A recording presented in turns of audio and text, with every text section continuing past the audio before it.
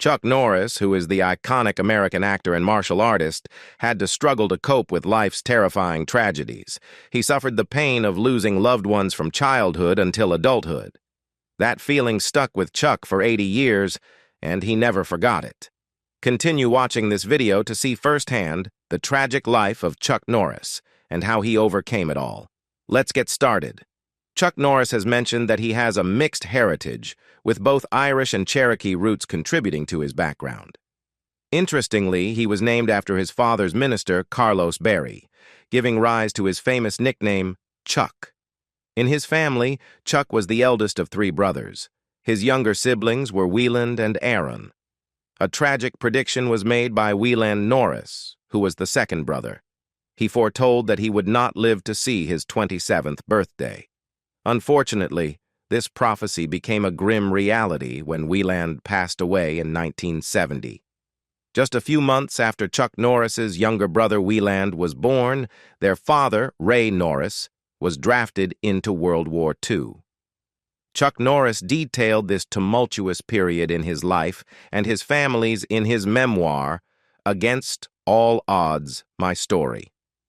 It was during this time that their family received one of the most distressing messages imaginable, that Ray Norriss was missing in action, MIA.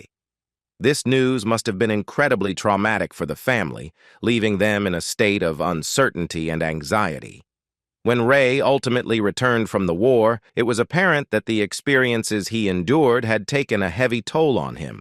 He turned to alcohol as a means of coping, and this exacerbated his problems. Chuck Norris vividly recounted the harrowing incidents that occurred within their household during this period.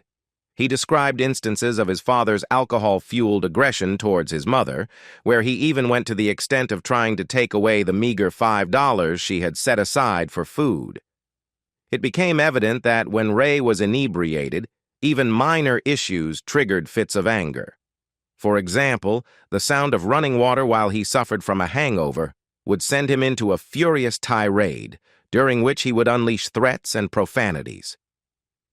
In the midst of these tumultuous episodes, Chuck and Wieland would seek refuge in their bedroom, while their mother attempted to calm their father. Chuck Norris also reflected on the limited role models he had while growing up. He noted that the cowboys he saw on the big screen served as his role models, but he could only afford to watch them on days when he had an extra dime to spare. In these characters, he found inspiration and ideals to aspire to.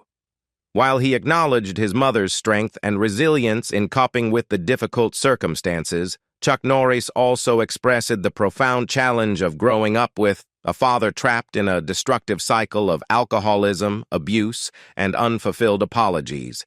He described his father as a negative role model, someone he did not want to emulate, and a bad example to be avoided. In his candid memoir, Against All Odds, My Story, Chuck Norris delved into the profound struggles and traumas his family faced due to his father's alcoholism.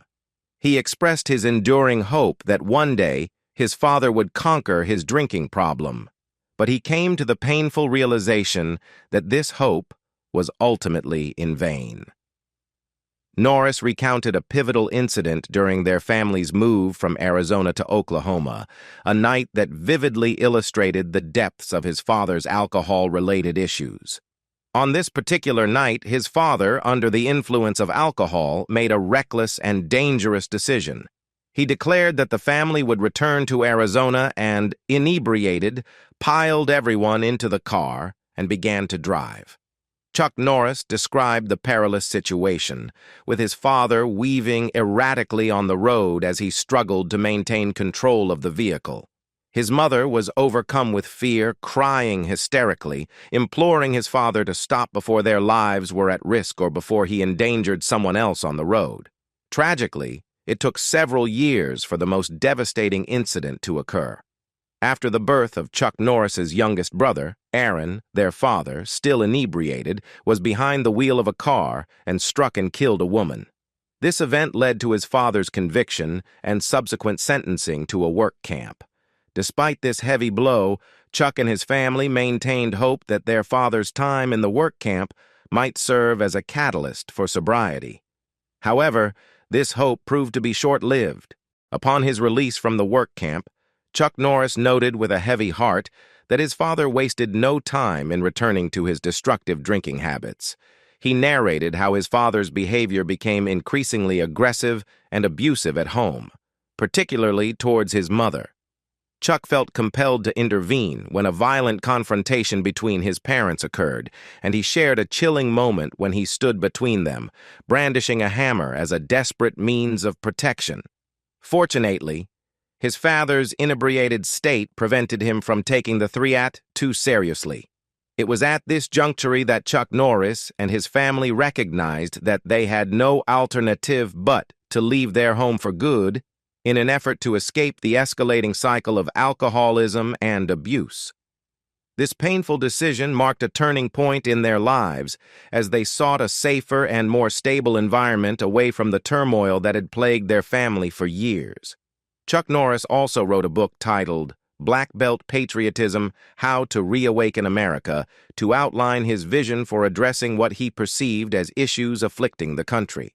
However, it's important to note that his unwavering devotion to his country wasn't always present throughout his life.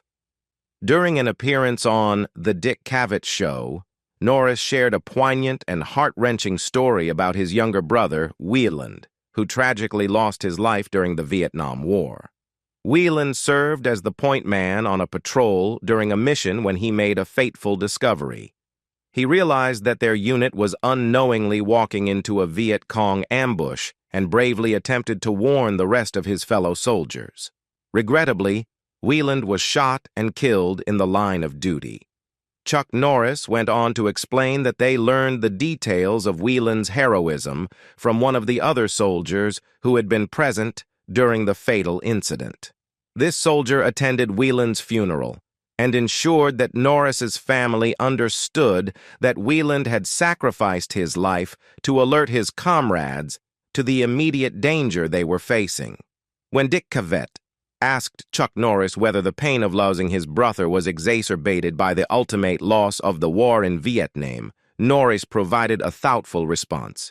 He disclosed that, when the United States first became involved in the conflict, he was wholeheartedly supportive of it, emphasizing his strong sense of ultra-patriotism.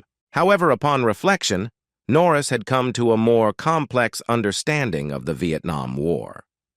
He expressed his belief that the war, over time, revealed itself to be a conflict driven more by financial interests than by a steadfast commitment to fundamental principles. Chuck Norris's first marriage came to an end in divorce, and he revealed the profound impact this had on him in his memoir, Against All Odds, My Story. He described the divorce as a devastating shock to his system, a life-altering event that not only brought emotional turmoil, but also thrust him into an entirely new way of living. Throughout his life, he had been accustomed to the care and nurturing provided by strong and wonderful women, and the divorce upended this familiar sense of security and support. However, his life took a significant turn when he received a letter in the mail from a woman named Diana de Chioli. In the letter, Diana informed Chuck Norris that she was his daughter. Her mother, Johanna, had a brief relationship with Chuck when he was in the military. Chuck emphasized that he had never explicitly disclosed his marital status to Johanna during their involvement. Johanna, at some point, discouraged her daughter from reaching out to Chuck Norris, fearing that it might jeopardize his marriage. However, following the news of Chuck's divorce, Deanna decided to make contact. Upon seeing Deanna, Chuck Norris was immediately certain of her paternity, and he grappled with the consequences of his actions. His faith had taught him that extramarital affairs were a clear violation of moral principles, and he felt a heavy burden of sin and guilt for not being there for his daughter and her mother. Chuck recalled reaching out to Johanna and asking for her forgiveness. He acknowledged that while he came to recognize his extended family as a blessing, he continued to carry the weight of regret for all the lost years that he could have spent with his daughter and her mother. Also in his memoir, Against All Odds, My Story, Chuck Norris shared an intriguing chapter of his life related to his involvement in politics and his friendship with Lee Atwater.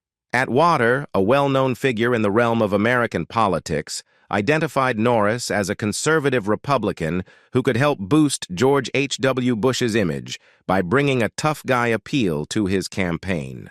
Recognizing Norris's potential value as a political asset, Atwater enlisted him for numerous appearances in support of Bush's campaign.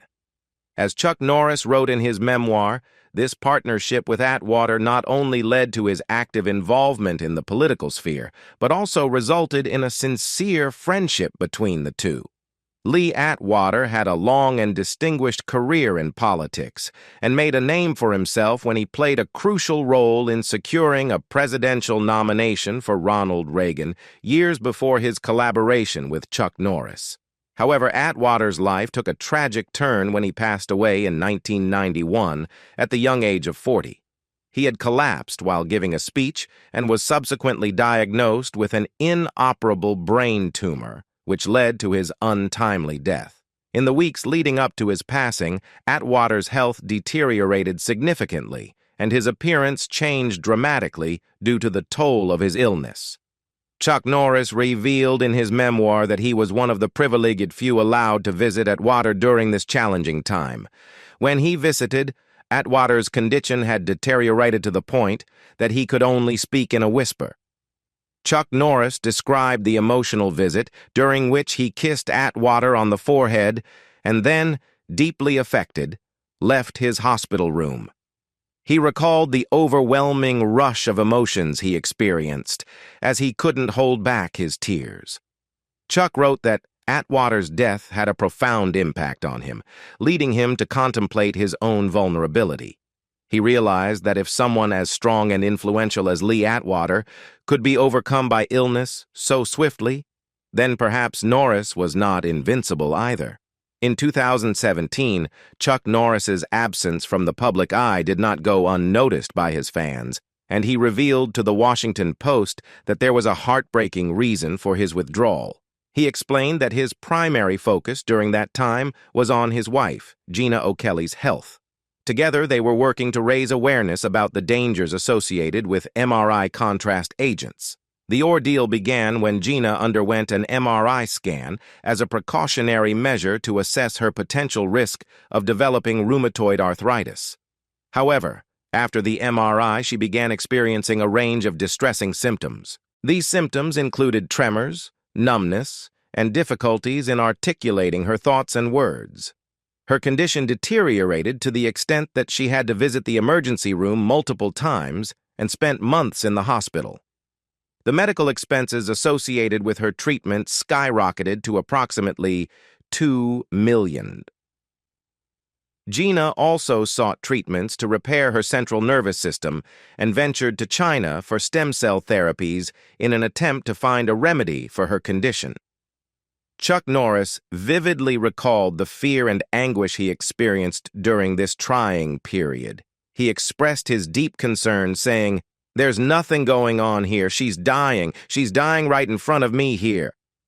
He emphasized that the issue was not just about Gina, but also about others who had been diagnosed with illnesses linked to gadolinium deposition disease, a condition believed to be connected to the contrast dye used in MRI scans.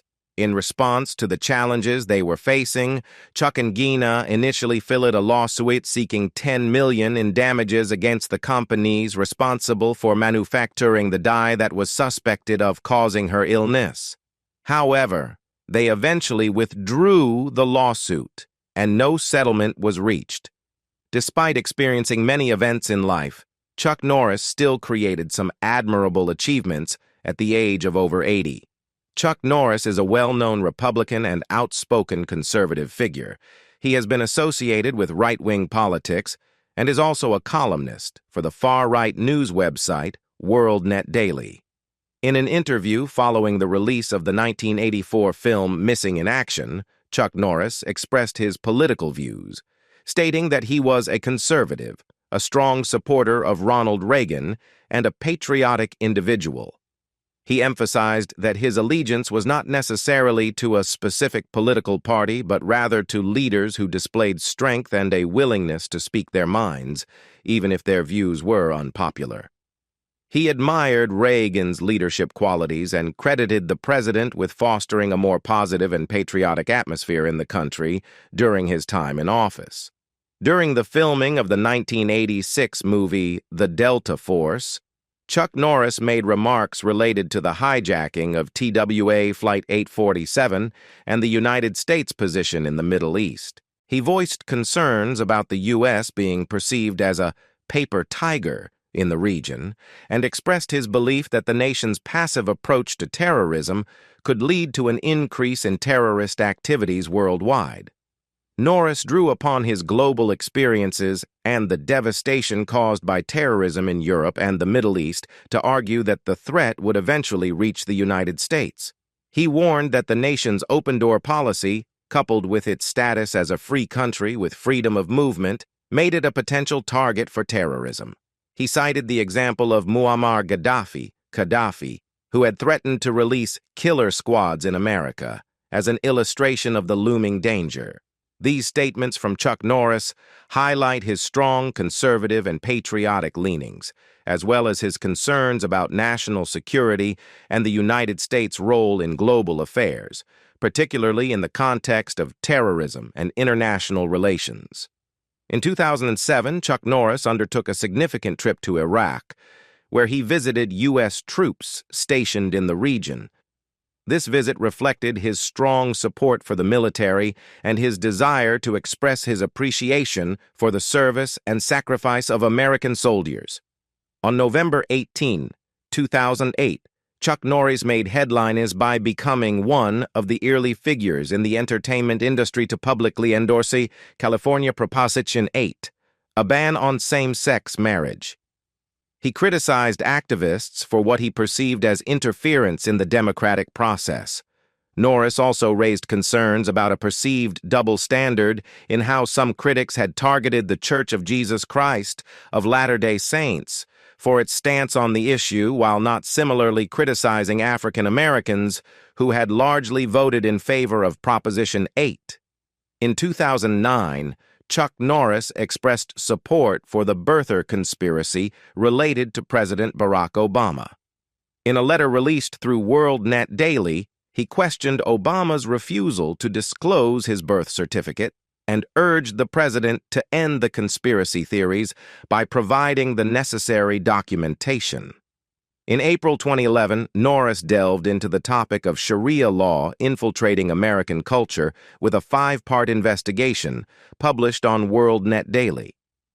He expressed concerns about the potential encroachment of Sharia law principles within the United States. In June 2012, Chuck Norris published an article on Amaland.com in which he accused the Obama administration of financially influencing Jim Turley, a national board member of the Boy Scouts of America at the time, to reverse the organization's policy excluding gay youths from joining. During the 2012 presidential election, Norris initially recommended Ron Paul for the Republican presidential candidate and later officially endorsed Newt Gingrich. However, when Gingrich suspended his campaign in May 2012, Norris switched his endorsement to Mitt Romney, despite previously accusing Romney of flip-flopping and trying to buy the nomination for the Republican Party candidacy in 2012. On the eve of the 2012 election, Chuck Norris and his wife Gina made a video warning that evangelicals needed to turn out at the polls and vote against President Obama, suggesting that the future of the country was at stake. Chuck Norris, the well-known martial artist, actor, and cultural icon, has a history of involvement in politics and public endorsements. In 2013 and 2015, Norris voiced his support for former Israeli Prime Minister Benjamin Netanyahu during Israel's elections. He publicly endorsed Mike Huckabee in the 2016 Republican primaries before Huckabee dropped out of the race. Later in March 2016, Norris made headlines when it was reported that he had endorsed Republican Texas Senator Ted Cruz and planned to attend a Cruz rally. However, Just 2 days later, he clarified that he would only endorse the GOP nominee once the party had made its selection. In 2017, Chuck Norris endorsed former Alabama Chief Justice Roy Moore in the United States Senate special election in Alabama, showing his support for Moore's candidacy. This endorsement, like many others, attracted significant media attention. In 2019, Norriss signed an endorsement deal with the well-known gun manufacturer Glock. This move generated criticism from some members of the public and some of his fans, who felt that the timing of the deal was inappropriate given the ongoing concern over school shootings in the United States. The endorsement of a gun manufacturer was viewed by some as insensitive to the national debate on gun control. In 2021, Chuck Norris announced his support for the 2021 gubernatorial election recall effort against incumbent Governor Gavin Newsom in California. He publicly endorsed radio talk show host Larry Elder as Newsom's replacement. In 1990, Chuck Norris established two significant philanthropic initiatives: the United Fighting Arts Federation and Kickstart Kids. These organizations were created with the primary objective of developing self-esteem and focusing on at-risk children, particularly in an effort to steer them away from the pressures of drug-related activities. The core strategy involved training these children in martial arts, with the belief that such training would empower them and provide a positive and strengthening endeavor to focus on. Norris hoped that by redirecting the attention of middle school and high school children towards this constructive path, they would be better equipped to build a more promising future for themselves. Chuck Norris's commitment to these philanthropic endeavors extended beyond just founding these organizations. He also had a ranch located in Navasota, Texas, where they bottled water. A portion of the proceeds from the sale of this water supported environmental funds and Kickstart Kids, demonstrating his dedication to sustaining these initiatives financially. Furthermore, Chuck Norris was known for his generous contributions to various charitable causes and organizations. He supported funds for kids, the Veterans Administration National Salute to Hospitalized Veterans, the United Way, and the Make-A-Wish Foundation through both donations and fundraising activities. His commitment to these organizations highlighted his desire to make a positive impact in various areas, including assisting children, veterans, and those in need. Chuck Norris's affiliation with the U.S. Veterans Administration as a spokesperson was deeply rooted in his personal experiences, as he had previously served in the United States Air Force in Korea. Through his advocacy, he aimed to raise awareness about the issues concerning hospitalized war veterans, including issues related to pensions and health care. In recognition of his significant contributions and unwavering support, he was honored with the Veteran of the Year Award in 2001 at the American Veteran Awards. Outside of the United States, Chuck Norris extended his philanthropic efforts to India, where he supported the Vijay Amritraj Foundation. This foundation's mission was to assist victims of diseases, tragedies, and challenging life circumstances. Through his generous donations, Norris contributed to the foundation's efforts to support pediatric HIV/AIDS homes in Delhi, a blind school in Karnataka, and a mission dedicated to caring for HIV/AIDS infected adults and mentally ill patients in Cochin. What do you think about Chuck Norris's life filled with sadness? Leave us your comments in the section below. We hope you have found this helpful video.